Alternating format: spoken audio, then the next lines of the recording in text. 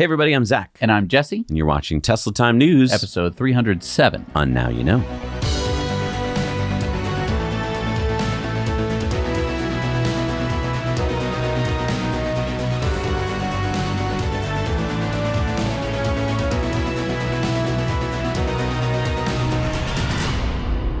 And we're brought to you by our amazing Patreon patrons. You can help support bringing you independent news every week by heading over to patreon.com/nowyouknow, and you're going to find some really cool perks there. I think you're going to like them. So we want to thank Birch Living for sponsoring the show.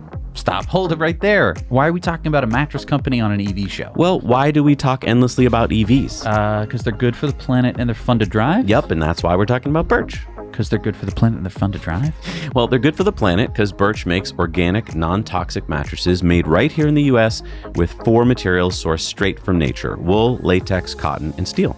And they're fun to drive? Well, like EVs with butts and seats, once you experience a Birch mattress, you're going to see that you were missing something, and you know firsthand because you sleep on one. Yeah, I mean, I'd love to tell you more about my experience sleeping on a Birch mattress, but every time I get into bed, I just fall asleep and I'm asleep. That didn't happen much before you got a Birch, though. Yeah. I used to toss and turn, and now I don't know exactly how Birch does it, but it's super comfy and supportive. And well, that's great, but how about if the people watching are afraid to try it? What's there to be afraid of? You order on birchliving.com/nowyouknow. You get $400 off your mattress plus 2 free pillows. It arrives rolled up in a box. You take it to your bedroom, open it up, and sleep on it for up to 100 nights. Now, if you don't love it, Birch will come and pick it up for free right out of your bedroom.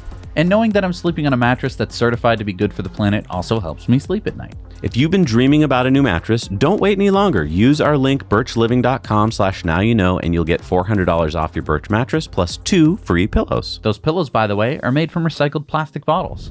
Now, before we start the show, I wanted to mention that Now You Know is expanding. We have more content than ever, and we need to add a new editor to the team. So if you or someone you know is into video editing and would like to join our team, you can live just about anywhere, as this job can be done remotely, and the hours are very flexible. If you're interested, you can fill out the quick Google form in the show notes below, and we'll get back to you. All right, on with the show. So I hate to say we told you so. I told you so. But we told you back on November 9th of 2021, this. So this is amazing, okay? Both of these things, because what we said a couple of years ago was that VW was going to go out of business. And a lot of people said, no, they got Dees. And one man does not a company make. Except for Elon, maybe. But what I'm saying is Volkswagen is a company that extends well beyond Herbert Diess. Yep. And it contains thousands and thousands of other people. All of these people have not been making EVs this whole time. Right. It is so much harder for Diess to steer this boat when basically the entire boat wants to mutiny against him. Exactly. I mean, I gotta say, I really think Herbert Diess will be leaving VW in the near future. And when he leaves, I think he has a bright future at Tesla. I think they have a desk waiting for him. I think that at Giga Berlin, there's probably already a corner office that has his name on the door. And there's a piece of tape over it. And one day, and Elon's just going to come over, peel the tape off, and call him up, send him a, tweet him a little picture. Diess, you want to come work for us? Yeah. And what a day that will be. Oh, yeah. Because what boneheaded idiots are at VW right now that they have their best hope. Mm-hmm. And they're going, he sucks. This is like if Princess Leia is like, Obi-Wan Kenobi, you're our only hope, but we hate you. Get out of here, Obi-Wan Kenobi. Yeah, this is shooting the messenger for sure. We called it, and now it's happening. Herbert Diess is stepping down as chairman and CEO of Volkswagen Group. Diess will be replaced by Porsche CEO Oliver Blume starting September 1st. Diess worked at Volkswagen since 2015, becoming CEO in 2019. Now, we've always said it, that Diess has done a great job leading Volkswagen, kicking and screaming into the electric age. But let's be honest here, even though the public report is that Diess left due to a mutual agreement, I think we're smart enough to know that Volkswagen's board did not like Diess. Yeah, Diess was shown the door last Thursday by the VW board, which is made up of 3 groups. Porsche Piech family, which controls most of the shares, the German state of Lower Saxony, and Germany's largest trade union. The big question now is, will Diess be joining Tesla? Yeah, if you remember, when Diess took the top position at VW, he said that he turned down a job offer from Elon. So if that's true, then Elon has shown that he's interested in Diess. Now, I think Diess would make a great addition to Tesla as head of maybe Tesla Europe. He has the knowledge, the leadership skills, the grit to lead Tesla there. Many people are talking about Deese becoming Tesla's CEO. I don't think that's in the cards yet. I mean, for that to happen, there has to be boatloads of trust between him and Elon, and that takes time. Yeah, I mean, if you look at Gwynne Shotwell, the president of SpaceX, Gwynne and Elon work really well together, but that relationship took time. Elon didn't trust her at first, and then his respect for her grew as he saw that she knew her stuff. Well, it's been a fantastic working relationship that allows Elon to focus on the engineering while Shotwell runs the company day to day. For Elon and Deese to have that relationship, I think Deese needs to start as something like maybe senior vice president of Europe or maybe like COO. And then if the trust builds, then maybe in a couple years, he could become Tesla's CEO. But either way, I think this spells trouble for VW. And if Deese joins Tesla, it could be a great addition to the Tesla team. So what do you think? Comment down below. Now, I want to discuss why VW said they got rid of Deese. They said it was due to the software problems. Remember, a lot of the cars were needing updates and you had to bring them into the dealerships. And so it created a big customer snafu. I don't think that was the reason. I think the main reason was the Porsche Piche family did not like Deese. They never really did. And they really do like Bloom. He's been there since 1994. He's a real company corporate kind of guy. Yeah, and I mean, Deese was really rocking the boat with this whole electrification stuff. Like, he's really pushing hard for it. You know, there was that meeting that happened earlier where like Deese was like sitting down with the VW board and like basically discussing like the future of the company. And also, I don't think VW liked the fact that he brought Elon in on some meetings with managers. Like, that was a no-go. I think so too. And also this argument about software. Well, Holmar's catalog asked Elon about that. He said, thoughts on Volkswagen letting Deese go? And Elon said software is the key to the future. So is that a dig on Deese? I don't think so. I don't think so. I think it's actually just a kind of placeholder statement that doesn't mean a whole lot. I think if Elon were to say something like, welcome Deese to Tesla, that would mean that, you know, the whole world would know what's going on. I don't think anyone knows exactly what's going on right now. I think Deese is on vacation. He's going to probably just mellow out for a couple months, think about his options. I wouldn't be surprised if Tesla is making an offer, but you don't in a negotiation want to let your hands be known. So you don't want to say like, we want you badly. So I think this is just what he said. And to the point about software, look, he became CEO in 2019. You cannot turn around software from 2019 to 2022. I just don't think that that's the reason why they got rid of him. No, it's a really good point. I mean, software takes time and it kind of takes a really good team and you have to build that team over time and that's why it takes time. Well, and Brett Winton from ARK Invest agrees. He said Deese out at VW not so much due to the group's ongoing software issues, but for attributing some of the software blame to Audi and Porsche's software customization requests. A sure sign that the software issues will magically resolve with the change in leadership. And Elon tweeted to that, Ferdinand Piche had 13 kids. And Elon went on to say, self-driving electric cars will be all that matters. Gas car without autonomy will be like riding a horse and using a flip phone. That still happens, but it's niche. And like we always point out, this is what happened back in the turn of the century. Automobiles took over from horses. That's what's going to happen with electric cars. According to a Twitter post from John Harris, Tesla has applied for a permit in Danvers, Massachusetts to install a new supercharger location, and on the plan, it appears to have filed for a new supercharger design, which he says suggests version 4 sites are on the way. Now, I feel like we saw this recently on a community mail time. Someone sent us a picture of what were different looking, these basically, superchargers. Superchargers have been evolving from the boxier version 1 and 2s that maxed out at 150 kilowatts to the version 3s that we see today that put out 250 kilowatts. Of course, there's also these smaller urban superchargers that max out at 72 kilowatts. If this alternative Tesla supercharger post is indeed going to put out even more power, it could be the 350 kilowatt upgrade that we heard about during one of Tesla's earnings calls. So Danvers, Mass, that's not far from us. We should definitely check it out when it goes online, although I'm not sure how we're going to be able to tell how much juice it puts out. You can just plug stuff into it. I'll bring my multimeter.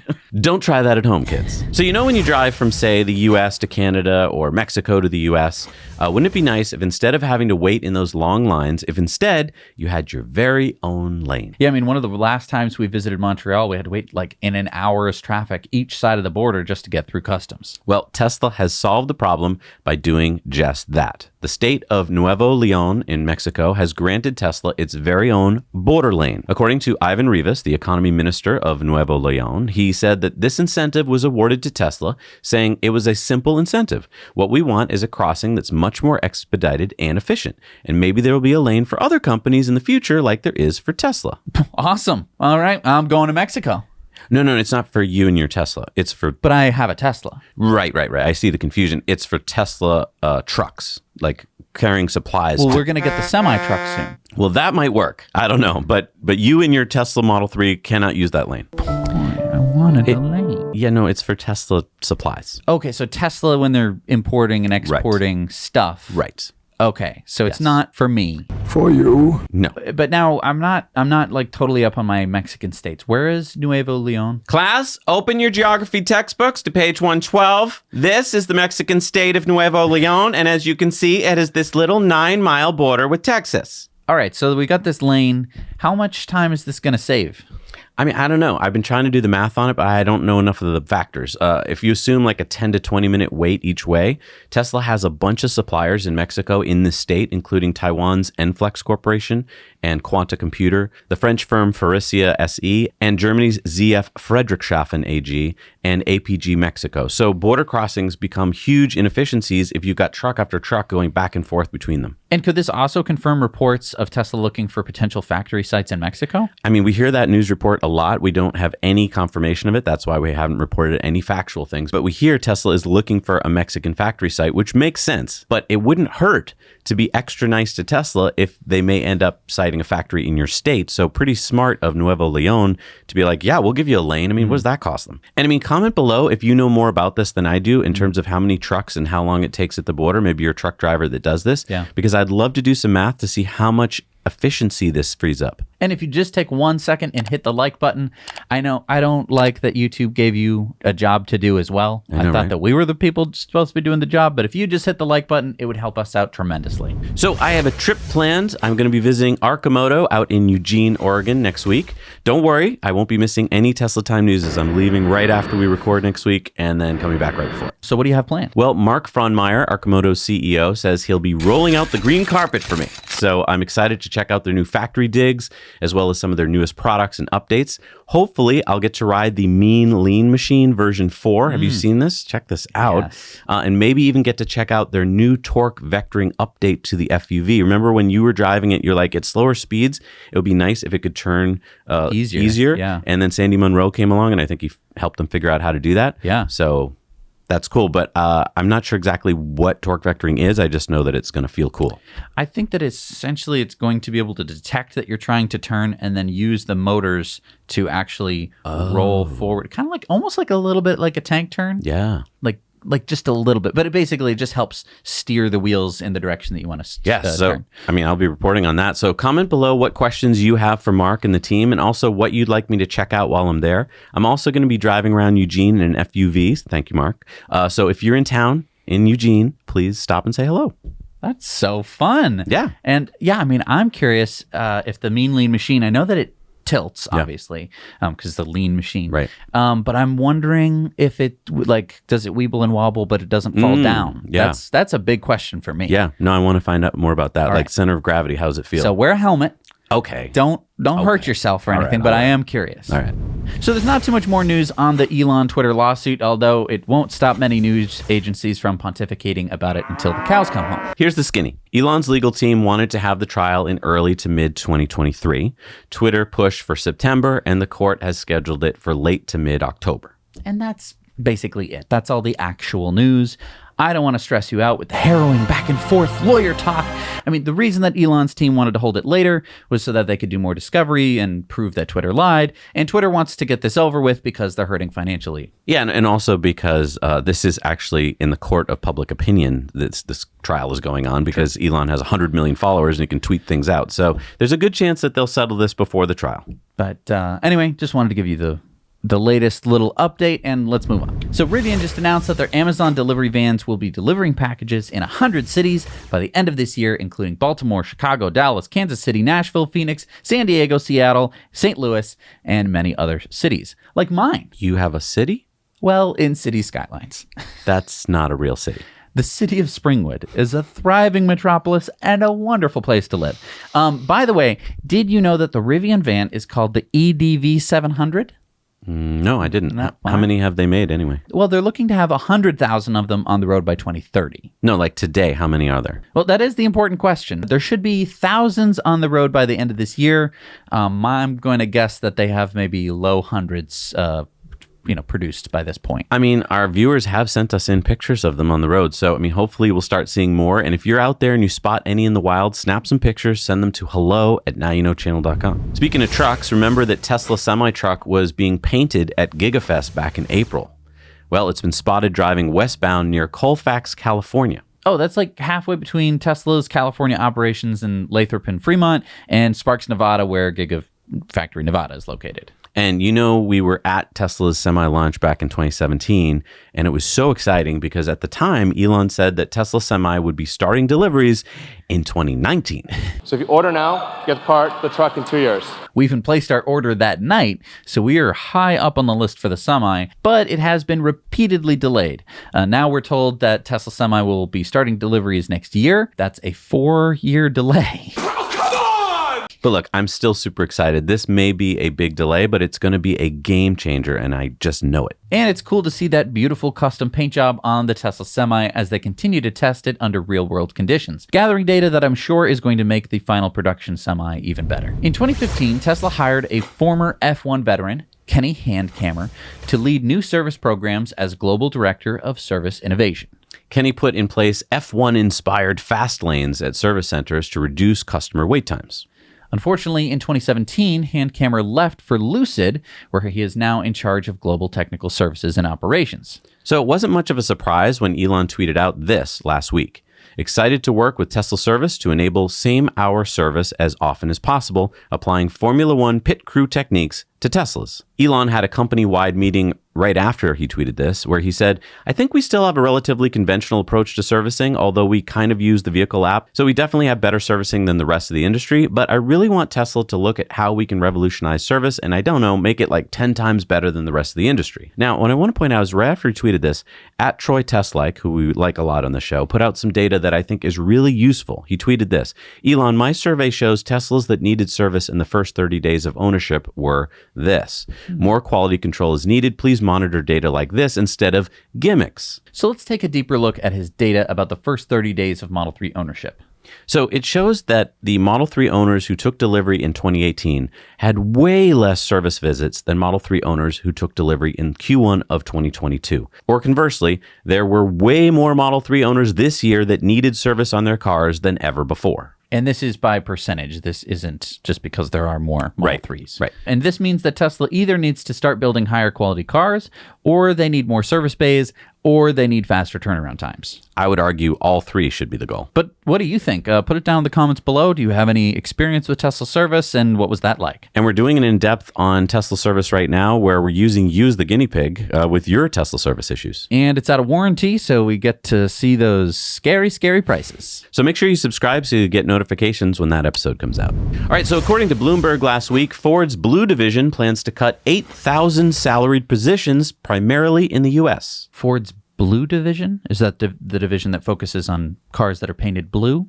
No, that's Ford's new internal combustion engine division. Basically, you can think of it as old Ford, making the gas cars they've always made. Oh, so maybe they should just call it Ford's Brown division. Good one. Yeah, Ford is currently not profitable with both their combustion and EV models. They say that's due to supply chain issues, so Ford wants to get leaner. And by the way, Ford sales in the U.S. were down over 16% in Q1 year over year. Oof, and only 6,700 Mach-E sales. But I have a question. If you're not profitable on either combustion or EV, then shouldn't you be focused on making and selling more vehicles, not less? And don't you need more employees to do that, not less? Well, you don't need this guy, for instance. All right, Harold, we're going to have to let you go. The bean counters have determined that it will save Ford money to have customers pull the clear tape off their cars by themselves. I just think that could lead to problems. Yes, hello, Ford service, yes. I was pulling the clear tape off my new Ford F-150, and, well, I'm having some problems. Oh, happy to help. We've been getting a lot of these calls, so we developed a checklist. Number 1, did you put the car in park first? Oh, that might have been it. See, the truck was moving. It did seem rather difficult to do. Yep, it's almost always number one. But seriously, this is what the beginning of the end looks like. Ford has divided itself into two divisions, and now they're cutting their ICE division employees way back. Guess what's coming next? But hang on. Maybe the reason Ford split the divisions and is cutting back Ford Blue is because their Model E division is going to crush it. Ford just announced on Thursday that they were able to supply 60 gigawatt hours of battery supply. That sounds good, but what does that mean? Well, Ford announced, building on strong demand for its new EVs, Ford today announced a series of initiatives for sourcing battery capacity and raw materials that light a clear path to reach its targeted annual run rate of 600,000 electric vehicles by late 2023 and more than 2 million by the end of 2026. So 600,000 EVs annual run rate by the end of 2023. That's pretty good, right? And look at which cars they're going to be selling. I mean, Mach-E's, the Lightning, the Transit in America and Europe, and there's a hidden one, the 30,000 in Europe. Right, except for Tesla. So Ford is planning a run rate of 600,000 by late 2023 versus Tesla, which on their earnings call showed 1.9 million run rate by later this year. That's 1.3 million more EVs per year, 1 year before Ford. And Ford said in their press release that they wouldn't hit 2 million until 2026. Can you imagine how far ahead Tesla will be by 2026? I mean, that's a good point. Remember that Tesla announced Giga Texas in mid-2020, and just 2 years later, they're beginning to do a serious ramp up. Yeah, right. And by the end of this year, they will be 3 years ahead of Ford, by Ford's own admission. And that's with 2 of their factories still not even producing half of what they will. But hey, maybe 150,000 Ford Lightnings will save them, or maybe it won't. And hey, if you want to talk about electric trucks, head on over to Cybertruck Owners Club. They help support this show, and you're going to be able to check out their website for Cybertruck news, discussions, and community for Cybertruck enthusiasts and future owners. There you'll find a crowdsourced reservation tracker that you can update so you can find your place in line. It's a bike. It's a scooter. No, it's a jackrabbit. Yeah, kind of a weird one Ethan reviewed recently. This is a tiny e-bike with no pedals that fits in my trunk. Yeah, it folds up really small. I haven't seen anything else like this on the market, but I think Ethan tested it out a bit better than me. And you can check that out over on the Now Let's Review channel, where we review tons of e-mobility devices. If you haven't already gone over there and subscribed, please do, because that is where you're going to get to see all sorts of cool things, like we're getting the Sondor's Metacycle. And we've got a Talaria dirt bike. Oh my God, that looks like so much fun. You're going to want to check that out too. So Chevy unveiled the 2024 Chevy Blazer EV in Canada last week. Yeah, estimated range will be 515 kilometers or 320 miles for the biggest battery models. It's going to be available in front-wheel drive, rear-wheel drive, and all-wheel drive configurations, which I don't think I've seen before. Every flavor you could want. Yeah, and 4 different trim levels. And there will be a PPV. What's that? A police pursuit vehicle available for police fleets. Do police normally use the Chevy Blazer as their police vehicle? I don't know. Like, I think they did back in the 90s or something. I don't know. The crossover will have 11.5 kilowatts of AC level 2 charging, and it'll have DC fast charging up to 190 kilowatts. That's not bad, but it's not great. The Blazer EV SS will be all-wheel drive and offer, What's wow? I'm sorry, wide open watts mode for 0 to 60 in less than 4 seconds with 557 horsepower and 648 foot-pounds of torque. I thought it was the Owen Wilson mode. That wouldn't be bad. That wouldn't be bad. It would be cool if you hit the button and it did that. 17.7-inch diagonal color touchscreen and an 11-inch driver info center. So if you're wondering when it's going on sale and what it'll cost, well, so first of all, it's going on sale in Canada first. Isn't that weird? 2024 Chevy Blazer EV 2LT and the RS trim levels will go on sale in mid-2023 in Canada, starting at $56,500 Canadian, which is $43,800 US, and $61,200 Canadian, $47,500 US, respectively. The SS will go on sale in late 2023 at 81,000 Canadian. That's about 62.7 US. And the cheapest model, the 1LT, will go on sale in early 2024, starting at 52,000 Canadian. That's $40,257. And you know, Chevy put out this really great marketing video, and I want to play that on Patreon bonus story because I love the marketing speak, and I think you can't miss that because marketing speak is just so wonderful. Yeah, and I'd love to play it here, but they could just take our video down if they don't like what we say. So we'll play it over there. Yeah. All right, how about this story? For a new section I'm calling, I'm so mad about this, I can't see straight. A new analysis by Professor Aviel Verbruggen, an energy and environmental economist at the University of Antwerp in Belgium, claims that the oil and gas industry has had $2.8 billion per day in profit for the last 50 years. Let's say that again. $2.8 billion every day for the last 50 years. Now, if you're thinking that he just wrote out some numbers on a napkin, no, he based his research on data from the World Bank and says that the $52 trillion in profit since 1970 is a huge amount of money.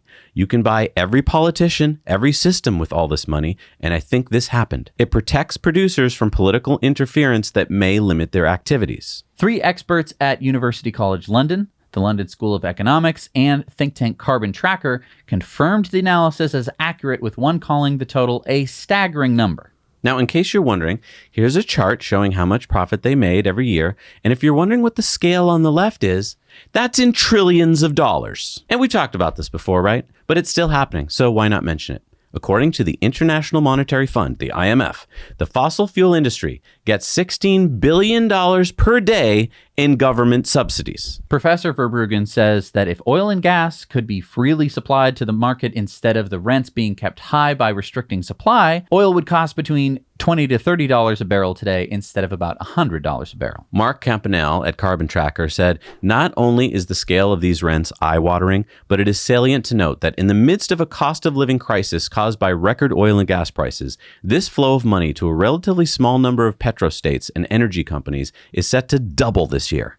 Shifting to a carbon-neutral energy system based on renewables is the only way to end this madness. And I just want to talk for a minute about $2.8 billion a day.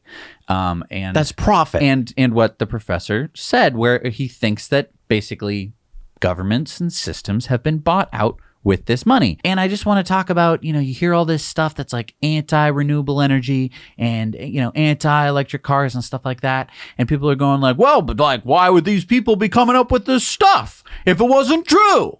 I don't know. Maybe it's because $2.8 billion a day, you just have to take a little sliver of that. Again, it's per day. You just take a little sliver of that and put it into, hey, bullshit department. Here you go. Here's another millions of dollars. Why don't you come up with some study that says that electric cars are bad, or that we're going to run out of lithium, or that we're going to, all of the that you hear, where do you think it comes from? Where do you think it comes from? And so when your friend, comes to you and is like, well, did you hear that report? Did you hear about this? Did you hear about that? You go, yeah, if I had $2.8 billion a day, there'd be all sorts of stuff about the people that I don't like. Think about how many Ford ads you see in a year. They spend about $4 billion in a year on ads. If you got $2.8 billion a day to play with, that shows why they can do this. They can put out so much crap everywhere. And they can just, because what does everyone want? Oh, you want some money?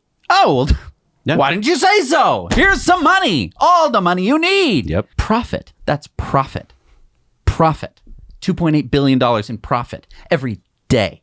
And okay, we have to move on. And that fits into this next story. Okay. Yeah. So we told you to get loud and make your voice heard to Postmaster DeJoy about the fact that the U.S. Post Office was only going to replace its aging fleet of gas-powered vehicles with mainly gas-powered vehicles. And it would seem that our voices are being heard. Yeah, in addition to letters from the White House and the EPA, there have been several lawsuits against the U.S. Post Office. And so now, according to Reuters late last week, the U.S. Post Office has announced that it will up its order of electric vehicles from the piddly 10,000 back in March to now 25,000.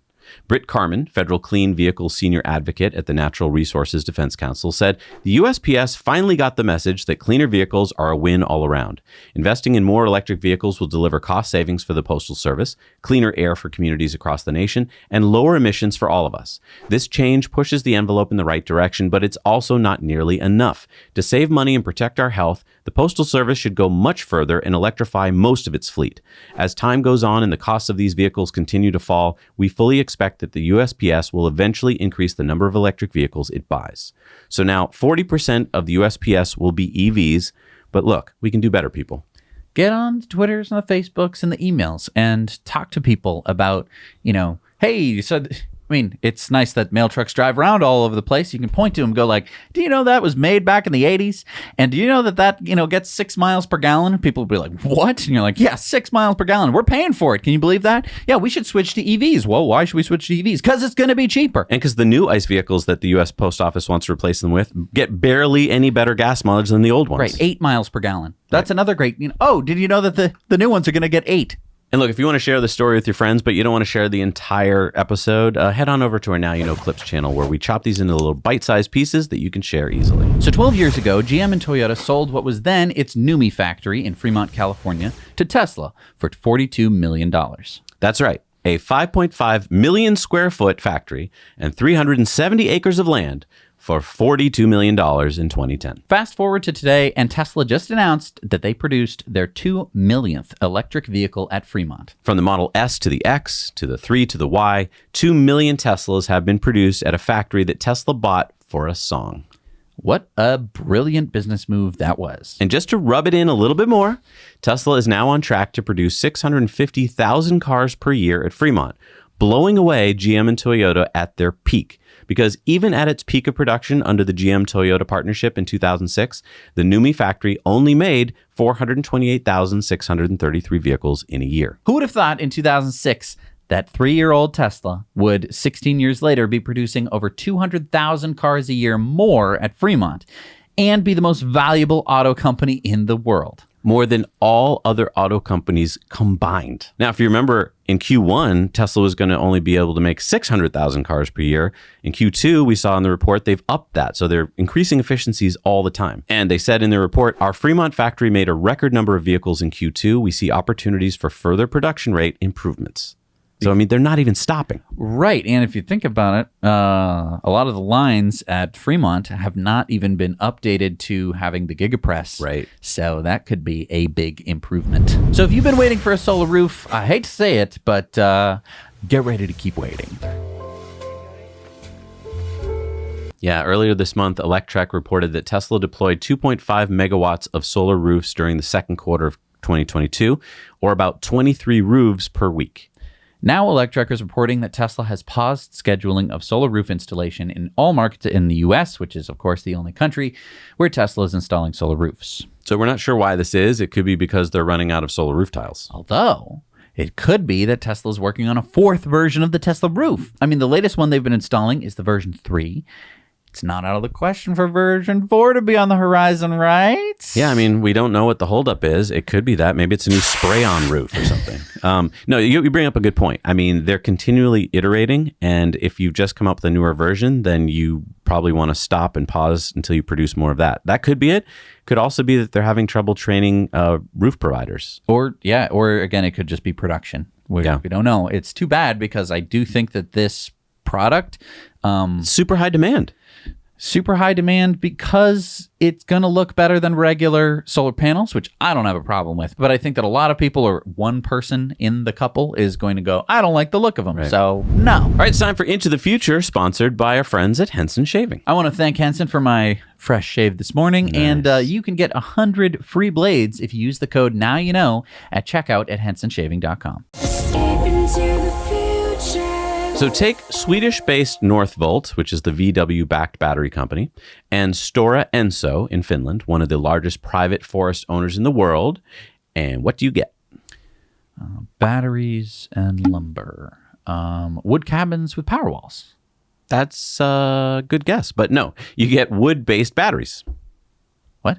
Northvolt says they can use lignin, which is a plant-derived polymer found in the cell walls of dry land plants. Basically, you can find this in trees.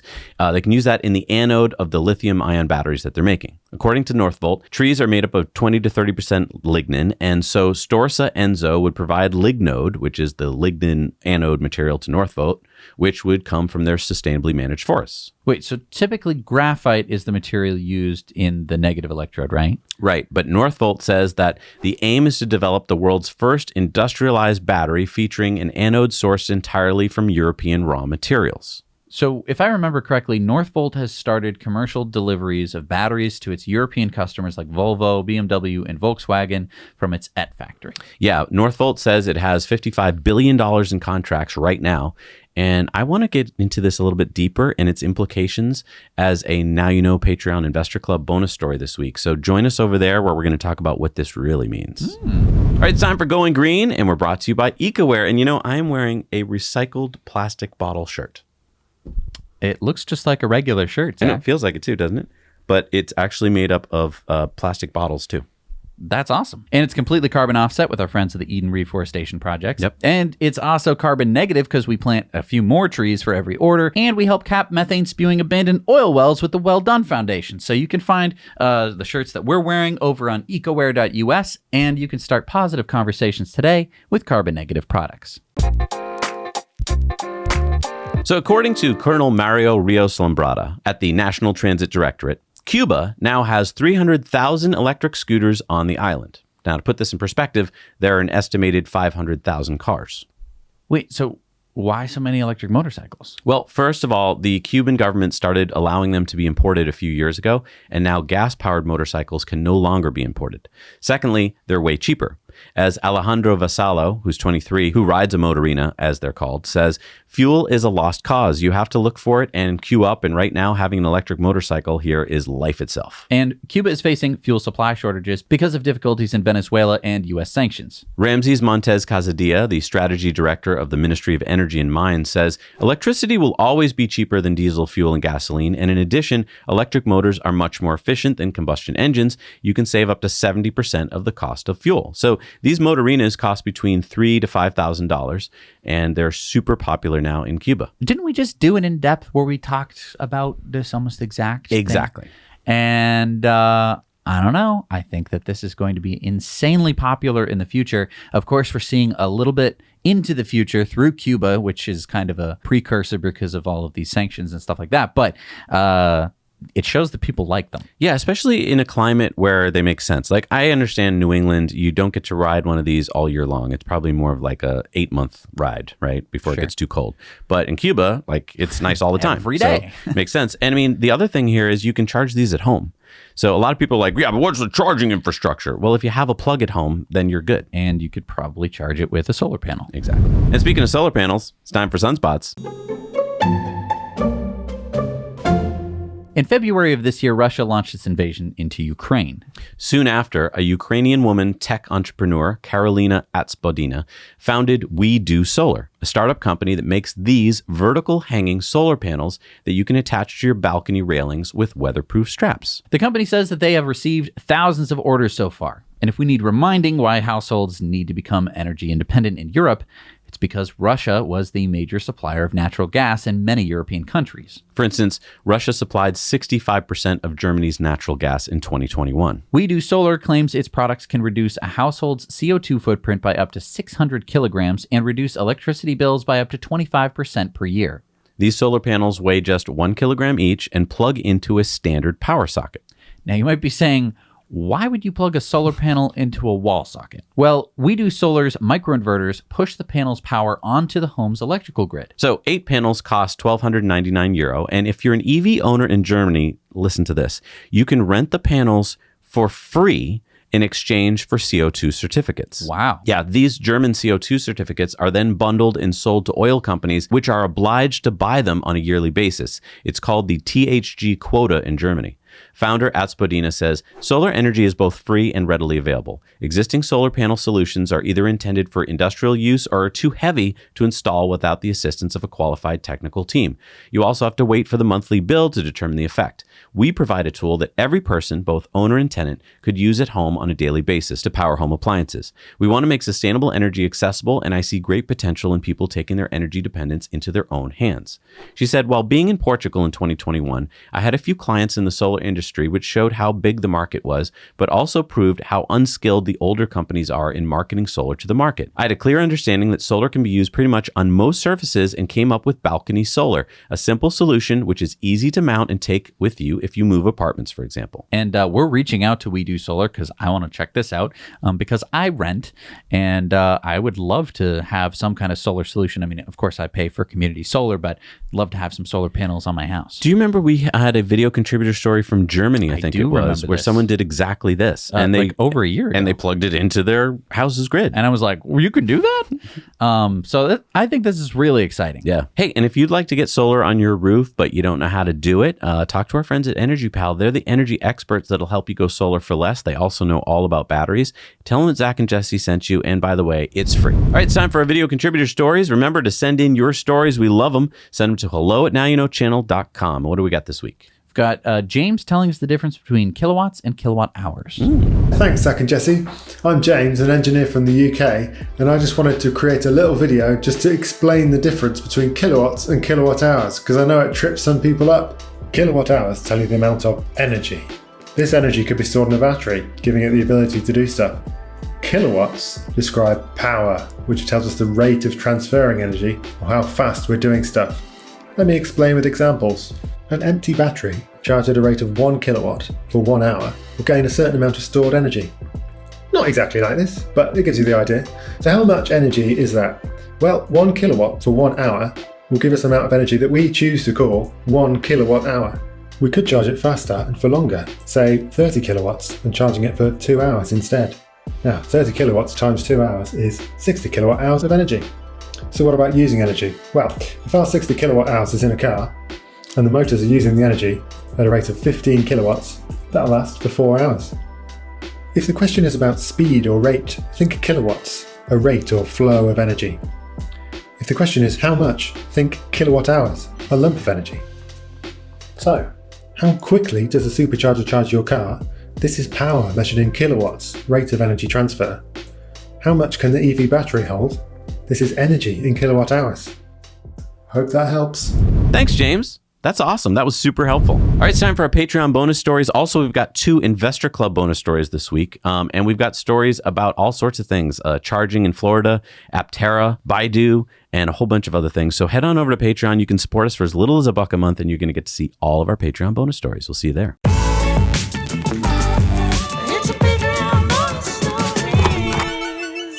All right, we're back from our Patreon bonus stories. It's time for the shout outs. These are people that support us for $5 or more a month. Who do we got, Jess? We've got Dumitru Serbu, Noel and Lucy Murphy, Don DeYoung, Graham Arnold, Istvan Farkas, KG Harder, John Ty Dibble, Captain Ross, Craig Evans, and Michael McGrew. Thank you so much for supporting us. This show doesn't happen without you. And we had a Patreon poll this week. We asked, should Herbert Diess go work for Tesla? What did they say? Most people, 68%, thought that he should be Tesla's head of Europe. Yes, he should. Yeah, I totally agree with that. I hope that Tesla makes an offer this summer and we hear about it maybe in the fall. I think that it would just be a good political move, if nothing else, to just be like, oh, you didn't want this guy? All right. We'll take him off your hands. We'll take him off your hands. I don't know. Screw you, VW. All right, it's time for Elon's tweets of the week. And I love this one. Massimo tweeted out, the magnitude of difference between 1 million and 1 billion is not that intuitive and can be illustrated with this example of the time scale. 1 million seconds is 12 days. 1 billion seconds is 31 years. 1 trillion seconds is 31,000 years. Elon says, I use this example a lot. Isn't that amazing? Yeah. Well, shows you the difference in orders of magnitude. I'm going to use this example 1 million times.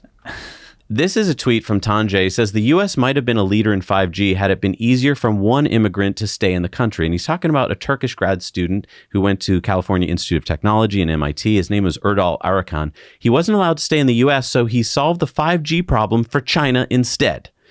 And Elon said, absolutely. Yeah, I mean, this is something that even I've had experience with. I met lots of really intelligent immigrants when I went to college, and it's like, yeah, I think that all of them should stay in this country. Yeah. It's better than them working for China, right? I know our population is dropping, by the way. SpaceX tweeted out, Falcon 9 has completed 31 missions so far this year, delivering about 351 metric tons to orbit. And Elon tweeted out, about twice as much useful mass to orbit as the rest of Earth combined. And Sawyer Merritt said, news, SpaceX is now launching 10 rockets for every one by its main competitor.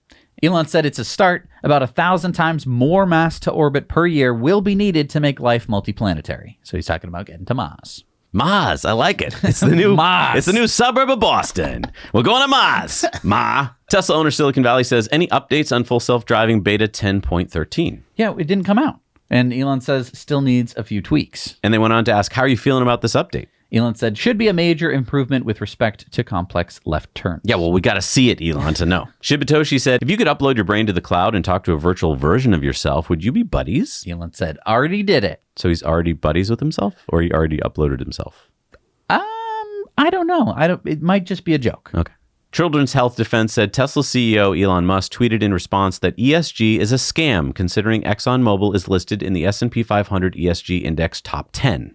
Elon said, total scam. SpaceX tweeted out that NASA has selected Falcon Heavy to launch the Roman Space Telescope, which is designed to study dark energy and dark matter, search for and image exoplanets, and more. Liftoff is targeted for no earlier than October of 2026 from Launch Complex 39A in Florida. So another Falcon Heavy launch. Yeah, baby. Woo! Tim Urban said, population density thread, because you and I both know you have nothing better to do. Let's start with this cool way to visualize population density by under the radar. The height of each spike displays the population density in that location. Holy crap. Elon said, Earth is basically empty of humans. Yeah, but look at India. Well, yes. And Wow. look at China, too. I know. Look at the middle of this country. Well, and then look at, like Indonesia. Yeah. Like, you can barely see the outline of the U.S. Then Reuters put out this hit piece this week saying that Tesla investors bet on recovery and fantasy. I mean, yeah, I know the stock price went up, but and then Elon tweeted out, is this the real life? Is this just fantasy caught in a landslide? No escape from reality. Don't sing it. We'll get a copyright strike.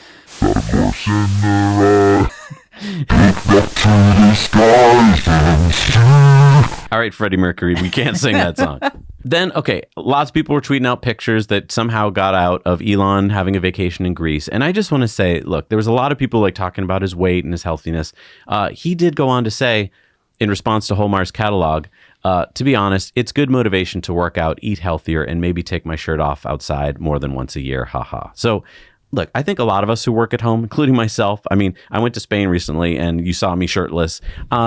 It's really hard to get the exercise you need. And I don't work anywhere near as hard as Elon does. Right. And the kind of stuff that Elon is working on is not like, oh, hang on, I'll grab that big wrench, thing of bolts and carry it over to you. He's, he's an executive. Right. And look, he's rich enough that he could have personal trainers and dietitians. I know, just look at Jeff Bezos, right? He looks like he could Iron be Man in a or movie something. or Right. something. But yeah, I mean, Elon does not have time for that. He has not spent a second on himself. And here's the thing. The reason we didn't make a big story about him going to Greece is he deserves a vacation. He deserves to be left alone. I didn't even want to put these pictures in at all, but look, they're already all over Twitter. So leave the guy alone. Let him have a vacation. And let's hope that he does, eat better and stuff. But look, I think we all should follow Hallmark's catalog that says, if you want to put a picture of Elon out there, you must also post a shirtless picture of yourself. Right. Christian Davenport tweeted out this story about China using reusable rockets, and Elon said, interesting. Smart move by China. Expendable rockets have no future.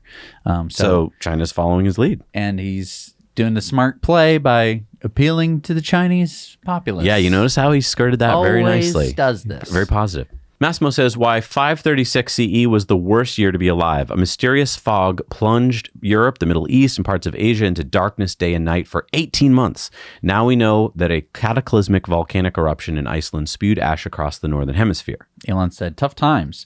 Major volcanic eruptions are underappreciated as civilizational risks. And do you remember when the Icelandic volcano went off I think over a decade ago and there were no flights to Europe for all the summer? I remember that. I mean, it could be a big deal. And lastly, Elon tweeted out the dark origin of the lemming mass suicide myth. Ironic that Disney could disparage an entire class of rodents when their main character is a rodent. Jealous, maybe? So I'll leave the link here if you want to go read this bizarre story. Yeah, it was like a documentary where they were faking what lemmings do. Yeah. It's really and that's weird. why we all kind of refer to lemmings that way now. Yeah. Weird. Again, goes back to the programming of your brain, people. Yeah. How much of what you know is you put there knowingly? Scary. All right, it's time for Community Mail Time. Community mail time. And remember, send your stories in to hello@nowyouknowchannel.com. We got Kevin, who visited the 2022 Energy Fair and saw the Selectrac E25 tractor, which we talk about a lot. Nice. And a 2011 Polaris Ranger EV. I said 2011. Yeah, they had EVs back in 2011. Wow. I didn't know that. Mark spotted this Audi e-tron GT in Culross, Scotland. Foster sent us this Polestar sighting from the Portland, Oregon airport. Benny sent us these pics of the Polestar 2 spotted on Interstate 5 South in Seattle. Our new patron Neil sent us this picture of a Model Y police car in Aspen, Colorado. He said that the town of Aspen will be changing all their patrol cars to the Model Y in the years to come. I like the paint job on it. I love the wrap. Nice. Yeah. Anne sent us this picture of a bright orange Model S she saw on the I-680 North Freeway in Northern California. David sent us these videos of an R1T he spotted in Denver. Chris sent us these Rivian pictures. I feel like, folks, we're going to have to stop showing Rivians because there's so many of them. Yeah, Unless too they're like special. ubiquitous. Yeah, they're getting not special Unless anymore. they're doing stuff. Right. Carrying stuff. Jonathan sent us these pictures of a supercharger at downtown Flavortown in Pigeon Forge, Tennessee, next to Margaritaville. So he's rolling out. All right, it's time for Supercharger reviews. Let's see what we got for superchargers in the world, folks. Hey, Zach and Jesse. This is Mike here in Scottsdale, Arizona at the new 16-stall supercharger. You got yourself 250 kilowatts. Lots of amenities around here. You can get your dog trained. You can head on over across this way, get yourself a massage. Anyway, I'd give this about a 9 out of 10. Come on down. Now you know. And I do too. Hi Zach and Jesse. Today we are at the V3 12-stall supercharger in Zusmarshausen in Germany. It's on the way between Heidelberg and Munich. We're here at this super futuristic site that's just been finished. There are tons of other chargers for other electric cars other than Tesla. Here we have a test station of 475 kilowatts. Our Tesla is charging here, and all the facilities are brand new, super clean. There are bathrooms, there is a bakery, there is a coffee shop, so therefore we'd like to give this charger a 10 out of 10. Now you know! Hey Zach and Jesse, I'm at the Trentham Estate new Supercharger V3 and charging here. The new guy's just pulled in or pulling in. It's really good actually. There's a Willow over there, which is a nice little cafe restaurant. I'll throw some feed up to show you what's inside.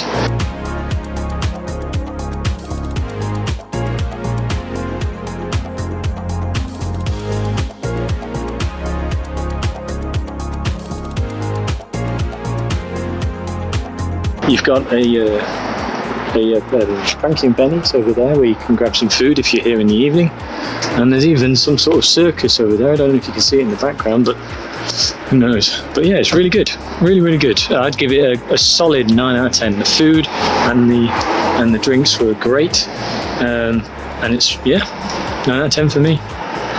Now you know. Hello and welcome to a very windy Watertown, South Dakota. This is a brand new install, 8 V3 chargers. This is in the parking lot of a Hy-Vee that's got a Caribou Coffee built into it. Just up the hill there's an Econo Lodge, and past that a ways is a Target. Behind me here is a mall that's got a Herburgers and Planet Fitness in it. Looks like a Godfather's Pizza as well, and a Arby's and Burger King right across the way there. All of those would be a little dicey in a cold winter to walk to, but in a beautiful summer day like this, very easy. And obviously Hy-Vee has quite a big deli selection and the coffee shop, like I said, built in. I do wish this charger was a little closer to the freeway, but all in all, it's a good spot, and I'd have to give this one an 8 out of 10, considering where it is. So that's Watertown, and now you know. Thank you for sending those in. I love seeing them. I love your reviews, and I love that people are now I think sticking more to the average being a lower number rather than a higher number. I mean, well, after your after your pretty amazing Supercharger last week, I think that kind of set the record straight of what a 10 should truly be. It has to have an infinity pool, a DJ, and your own chef. All right, but there are new Superchargers in the world today, and maybe some of them are 10s. Maybe. Let's see. Number 38 in the Netherlands is the 24 stall with limited hours at Ridderkerk, Netherlands. Number 46 in Spain is the 8 stall in Algeciras, Spain, which is right near Portugal. Number 49 in Pennsylvania is the 8 stall in Langhorne, Pennsylvania. Number 6 in Arkansas is the 7 stall in Jonesboro, Arkansas. Number 39 in Illinois is the 12 stall in Algonquin, Illinois. Number 135 in Germany is the 20 stall in Saltau, Germany. Number 47 in New Jersey is the 8 stall in Cranberry, southbound New Jersey. And number 25 in Switzerland is the 12 stall at Lugano South, Switzerland. And thank you to supercharge.info for all the Supercharger information. You should head over there if you want to see all the cool maps. And we made it to the end of the show. I am so excited, Jesse. I mentioned this earlier in the show, but I'm going to be going out to Eugene, Oregon and visiting my buddy Mark out at Arcimoto. Yes. Yes, we have driven in the Arcimoto a couple times before, but I'm going to get much more time in it now and going to check out the Mean Lean machine, I think. I'm so jealous. Sorry. So maybe, it's lean. It's small. Maybe you can just pack it bring home. it back. You might want to ride it home. I don't know. What do you think? That'd be great. I'd love to ride it home. Okay. I won't get home in time for the show, but it would fine. be fun. I can cover for you for a couple weeks. It would make a great video. I mean, Right? Zac on the road for 6 months. There you go. It wouldn't take that long for you to get home. 3,000 miles? Going, 20-ish miles an hour. Okay. Yeah. I mean, Day and there you night. It's like Forrest Gump it's like did Forrest it. Come on. Gump. What do Okay. And look, thank you to our patrons who are going by here. They make this show possible. If you want to join them, head on over to patreon.com. We try and make it as easy as possible to support the show and to get to see more. I mean, for instance, we're going to have a Patreon live stream and our Patreon book club in a couple weeks. So if you want to join us on that, head over to Patreon. It's one of the perks. We love hanging out with you guys on those things. They're a lot of fun and we get to know people better. there's people that are now in our community who I know by face. Like I can just be like, hey, Michael, how you doing? Right. You know? Hi, Bill. Hi, I know you're watching. That it's so nice to have a community like that. I just feel so lucky that we get to be speaking to you every week, and that I get to know so much. Sometimes we're just going through stuff, and I'm like, oh my gosh, I've been doing this for frickin' 6 years in a row. You say something to me and I know what you're talking about. That was not the case like when we first started. Yeah. And it was only possible because we did this show every single week. Yeah. I mean, we're a community and we share a lot of information and we all know a lot more together than apart. So it's just wonderful to be a part of it. Thank you for being there for us. We're going to be there for you. We'll see you next week. Now you know.